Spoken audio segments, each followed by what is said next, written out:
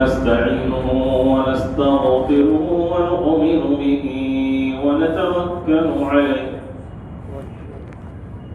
ونعوذ بالله من شرور أنفسنا ومن سيئات أعمالنا من يهده الله فلا مضل له ومن يضلله فلا هادي له ونشهد أن لا إله إلا الله وحده لا شريك له ونشهد أن سيدنا وحبيبنا ومولانا محمدا عبده ورسوله صلى الله تعالى عليه وعلى آله وسلم تسليما كثيرا كثيرا أما بعد فأعوذ بالله من الشيطان الرجيم بسم الله الرحمن الرحيم يا أيها الذين آمنوا توبوا إلى الله توبة نصوحا وقال النبي صلى الله عليه وسلم التائب من الذنب كمن لا ذنب له أو كما قال عليه الصلاة والتسليم صدق الله العظيم وصدق رسوله النبي الكريم محترم دوستو عزیزو ماہ مبارک آ رہا ہے اب گنتی کے چند دنوں کے بعد مبارک مہینہ ہمارے سامنے حاضر ہوگا اس مبارک مہینے میں داخل ہونے سے پہلے کی جو تیاریاں ہیں اس سلسلے کی ایک کڑی گزشتہ جمعہ کو ہمارے سامنے آ گئی اسی کی ایک لڑی یہ ہے جیسا گزشتہ جمعہ کو بتایا گیا کہ ماہ مبارک میں داخل ہونے سے پہلے ہم میں سے ہر ایک اپنے گناہوں سے اجتناب اور توبہ کر لے اور صاف ستھرے مبارک مہینے میں داخل ہو ایسی کوشش کرے اس مبارک مہینے آنے سے پہلے اپنا شیڈیول اور ٹائم ٹیبل ایسا طے کر لے تاکہ مہینہ داخل ہو اس کا ایک لمحہ ایک گھڑی ضائع نہ ہونے پائے اس مبارک مہینے کو مکمل وصول کیسے کیا جائے اس کی پری پلاننگ ہم کر لیں اور اسی میں سے ایک بات یہ کہی تھی کہ اپنے آپ کو صاف ستھرا کر لے گناہوں سے پاک صاف کر لے توبہ کے ذریعے اس لیے کہ حدیث پاک میں آتا ہے کہ جب بندہ کوئی گناہ کا کام کرتا ہے اس کے دل میں ایک سیاہ نقطہ ہو جاتا ہے گناہ کی نحوست کی وجہ سے جب بندہ توبہ کر لیتا ہے تو وہ سیاہ دھبا جو ہوتا ہے وہ دھل جاتا ہے اور اگر وہ توبہ نہیں کرتا تو وہ دھبا دل پر باقی رہتا ہے جب دوبارہ دوسرا کوئی گناہ ارتکاب کرتا ہے تو دوسرا دھبا دل پر لگتا ہے اور توبہ نہیں کرتا دھبا باقی رہتا ہے حدیث پاک میں ہے کہ بندہ گناہ کرتے کرتے اپنے دل کو پورا سیاہ اور کالا کر لیتا ہے اور جب دل سیاہ ہو جاتا ہے کالا ہو جاتا ہے اس دل پر کوئی بات اثر نہیں کرتی ورنہ قرآن اور حدیث اور ان کی باتوں میں ایک نور ہوتا ہے جو آدمی اپنی دنیا کی نظروں سے دیکھ تو نہیں سکتا لیکن اس نور کا اثر جب دل صاف صفا ہوتا ہے تو محسوس کر سکتا ہے اثر ہوتا ہے دل پر لیکن اگر یہ دل سیاہ ہو گیا ہے توبہ کے ذریعہ اس کو دھویا نہیں گیا ہے اس کو پاک اور صاف نہیں کیا گیا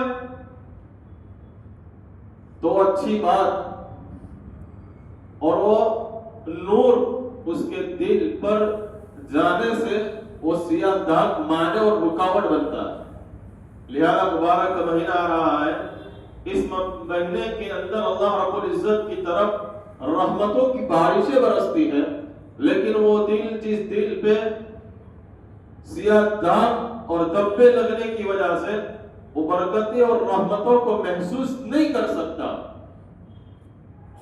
تو اس مہینے سے پہلے آدمی اپنے دل کو صاف شفاف کر لے، گناہوں سے توبہ کے ذریعے اپنے دل کو دھو دیتے ہوئے، جس طریقے سے کپڑا اس پر دبا لگ جاتا ہے، میلا کچیلا ہو جاتا ہے، اس کو دھونا، سرف اور صابن استعمال کر کے آدمی اس کو دھو کر صاف شفاف کر دیتا ہے۔ علماء نے لکھا ہے کہ اللہ رب العزت نے دل کو دھونے کے لیے توبہ اور استغفار کی ٹکیاں رکھی ہے، ڈٹرجنٹ صابن رکھا ہے، آدمی اس کو کر لے، اور اللہ کو توبہ بڑی پیاری ہے، بڑی محبوب ہے۔ اللہ رب العزت اپنے بندوں کو ضائع کرنا نہیں چاہتا، اللہ اپنے بندوں سے اتنی محبت فرماتے ہیں، روایت میں آتا ہے کہ اللہ رب العزت جب بندہ گناہ کرتا ہے تو اسے موقع دیتے ہیں کہ آج نہیں تو کل مجھ سے قریب آ جائے گا، یہ غفلت کا پردہ ہٹتے ہی وہ مجھ سے قریب آ جائے گا۔ چنانچہ حضرت مفتی تقی صاحب کی اصلاحی خطبات کے اندر یہ بات لکھی ہے کہ ہر انسان کے ذمے اللہ رب العزت نے دو فرشتے طے کر رکھے ہیں، کرامن کاتبین، ایک سیدھے کندھے پر ایک الٹے کندھے پر۔ ہمارا اس پر ایمان ہے اور یقین ہے، چاہے نظر نہ آئے، اس لیے کہ ہمارا تو غیب ہی کی تمام باتوں پر ایمان ہے، ایمان بالغیب اسی کو کہا ہے۔ بہرحال اللہ رب العزت نے دو فرشتے ہر بندے پر مقرر کر رکھے ہیں۔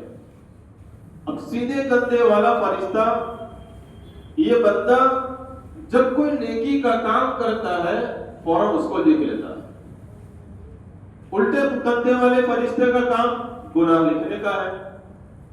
حضرت تقی صاحب کی کتاب میں لکھا کہ دونوں فرشتوں کے درمیان مشورے سے ایک کو امیر طے کیا گیا ہے، اس لیے کہ شریعت کا مزاج یہی ہے کہ ایک سے زیادہ، دو آدمی اس سے زیادہ آدمی کسی کام کو انجام دے تو آپس میں بیٹھ کر مشورہ کریں، کسی ایک کو امیر طے کر لے اور اس کی رہبری میں اس کی امارت میں کام انجام دے۔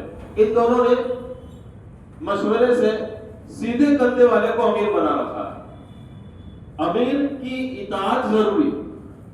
چنانچہ لکھا ہے، بہت پیاری بات لکھی ہے کہ جب بندہ کوئی نیکی کا کام کرتا ہے تو سیدھے کندھے پر جو فرشتہ طے ہے، مقرر ہے، اس بندے کی نیکی کے کام کو فوراً لکھ لیتے ہیں، کیونکہ وہ امین ہے، اسے دوسرے فرشتوں کو پوچھنے کی کوئی ضرورت نہیں ہے۔ الٹے کندھے پر جو فرشتہ مامور ہے وہ امیر نہیں ہے، وہ مامور ہے، وہ کسی کی ماتحتی میں، کسی کے انڈر میں ہے۔ چنانچہ بندہ جب کوئی گناہ کا کام کرتا ہے تو اسے اپنے امیر کی اجازت لینی پڑتی ہے، لکھو۔ امیر صاحب کہتے ہیں سیدھے کندھے والے فرشتے ابھی مت لکھ، تھوڑا ویٹ کر، انتظار کر، شاید یہ توبہ کر لے گا۔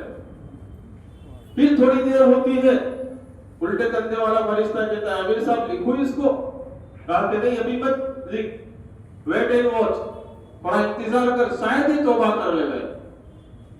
بندہ توبہ کر لیتا ہے تو گناہ لکھا ہی نہیں جاتا۔ تھوڑی دیر ہوتی ہے، پھر تیسری مرتبہ وہ فرشتہ پوچھتا ہے اگر بندہ توبہ نہیں کرتا، امیر صاحب لکھو۔ پھر ناچارہ سیدھے کندھے والے فرشتے کو اجازت دینی پڑتی ہے کہ آپ لکھ لیں۔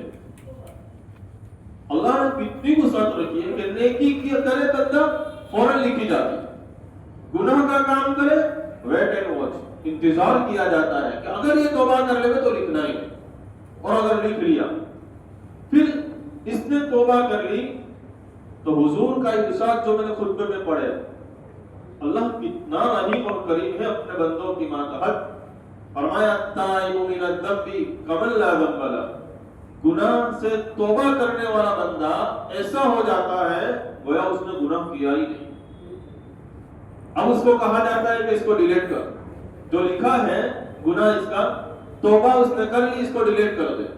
چنانچہ فرشتوں کو ایک تو یہ ہو سکتا تھا کہ گناہ لکھا جا چکا ہے، اس کے سامنے لکھتے کہ اس گناہ کی توبہ ہو چکی ہے۔ علماء نے لکھا ہے، نقطے کی بات لکھی ہے کہ اگر یہ ترتیب اختیار کی جاتی تو قیامت کے دن جب نامہ اعمال کھلتے تو گناہ بھی یاد ہوتا کہ گناہ کیا تھا لیکن توبہ کر لی تھی تو معاف ہو گیا تھا. لیکن گناہ تمام کے درمیان اس کا تذکرہ ہوتا، اس لیے اللہ رب العزت نے فرشتوں کو کہا اس کو ڈیلیٹ کر، مٹا ہی دو. اور ایک عجیب بات ہم نے اپنے استادوں سے سنی کہ جب بندہ توبہ کرتا ہے اللہ رب العزت نامہ اعمال سے فرشتوں کو مٹوانے کا حکم دیتے ہیں کہ گناہ ہی مٹا دو، اور اس فرشتے کے ذہن سے بھی اللہ بلا دیتے ہیں تاکہ قیامت میں فرشتہ اس بندے کو تانا نہ مارے. اللہ اتنا رحیم ہے. چنانچہ مبارک مہینے سے پہلے اس کی تیاریوں میں سے ایک بات یہ لکھی علماء نے کہ اپنے آپ کو ظاہری اور باطنی اعتبار سے صاف ستھرا کر کے مبارک مہینے میں داخل ہو. گناہ انسان ہی سے ہوتا ہے، گناہ انسان ہی سے ہوتا ہے. شیطان ایک کام یہ کرتا ہے جب بندہ گناہ میں مرتکب ہو جاتا ہے، گناہ کا ارتکاب کرنے لگتا ہے، ایک مرحلے پر شیطان اس کے ذہن میں یہ بات ڈال دیتا ہے تو نے تو بہت بڑے بڑے گناہ کیے، اب اللہ تھوڑی معاف کریں گے. اب یہ بات اس کے دل میں ڈال کر ایک مایوسی چھا جاتی ہے اور بندہ کو توبہ کی توفیق نہیں ہوتی. حالانکہ اللہ رب العزت بڑے قریب ہے. یہ شیطان کا وسوسہ ہے. آدمی کتنا ہی بڑا گنہگار کیوں نہ ہو، سچے دل سے تائب ہو. تائب کا مطلب سچے دل سے توبہ کرے، اور سچے دل سے توبہ قرآن کریم کی جو آیت میں نے پڑھی یا ایھا الذین آمنوا توبوا الی اللہ، کہ اللہ کے بندو اللہ کے سامنے توبہ کرو. توبۃ نصوحا، سچی اور پکی توبہ. علماء نے لکھا ہے سچی اور پکی توبہ کا مطلب یہ ہے 3 شرائط ہے کہ جو گناہ ہو گیا اس پر اسے پشیمانی ہو، پچھتاوا ہو، ندامت ہو کہ غلط کیا، اور فی الفور اس گناہ کو چھوڑ دے. اور تیسرا کام آئندہ اس گناہ کو نہ کرنے کا عزم مصمم کر لے، پکا ارادہ کر لے کبھی اس گناہ کو نہیں کروں گا، اب توبہ کرے. توبہ میں تینوں چیزوں کے مجموعہ اس کا نام توبہ ہے. فرمایا کہ جب بندہ توبہ کر لیتا ہے تو ایسا ہو جاتا ہے گویا اس نے گناہ کیا ہی نہیں، چاہے کتنا ہی بڑا گنہگار کیوں نہ ہو، کتنا ہی بڑا گنہگار کیوں نہ ہو. مایوسی کفر ہے.